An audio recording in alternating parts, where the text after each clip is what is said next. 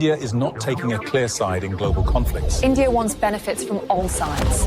India stays neutral because it is afraid to choose.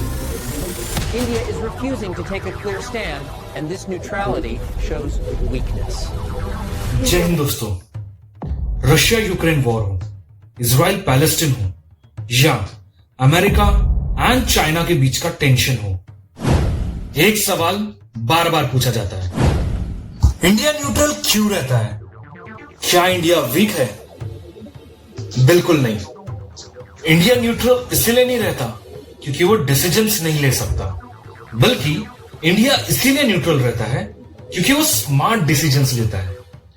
इसको समझने के लिए हमें तीन कंसेप्ट समझना होगा। First, non align movement, second, strategic autonomy, and third, issue based alignment.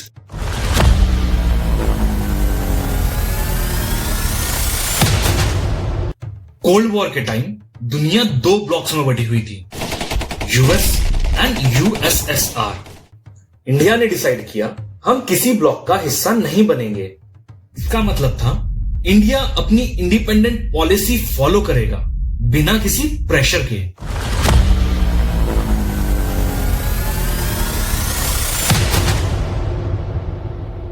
आज नॉन अलाइन मूवमेंट का मॉडर्न वर्जन है स्ट्रेटेजिक ऑटोनॉमी। स्ट्रेटेजिक ऑटोनॉमी का मतलब है इंडिया अपने फॉरेन पॉलिसी डिसीजंस अपने नेशनल इंटरेस्ट के बेसिस पर लेता है, ना कि किसी पावर या ब्लॉक या अलायंस के प्रेशर में।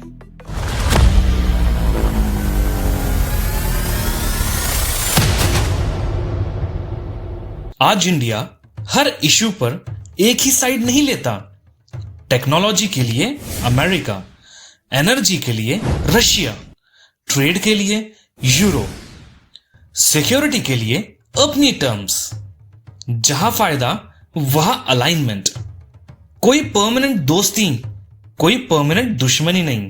अगर इंडिया किसी को ब्लाइंडली सपोर्ट करे तो ये इंडिया का ही लॉस है, और इसी वजह से इंडिया सिर्फ न्यूट्रल नहीं रहता, इंडिया ग्लोबल साउथ की आवाज भी बनता है और कई बार कॉन्फ्लिक्ट्स में मीडिएटर का रोल भी प्ले करता है। न्यूट्रल रहना कमजोरी नहीं होता। जब दुनिया लड़ रही हो, अपना फायदा देखना एक स्ट्रेटेजी होती है।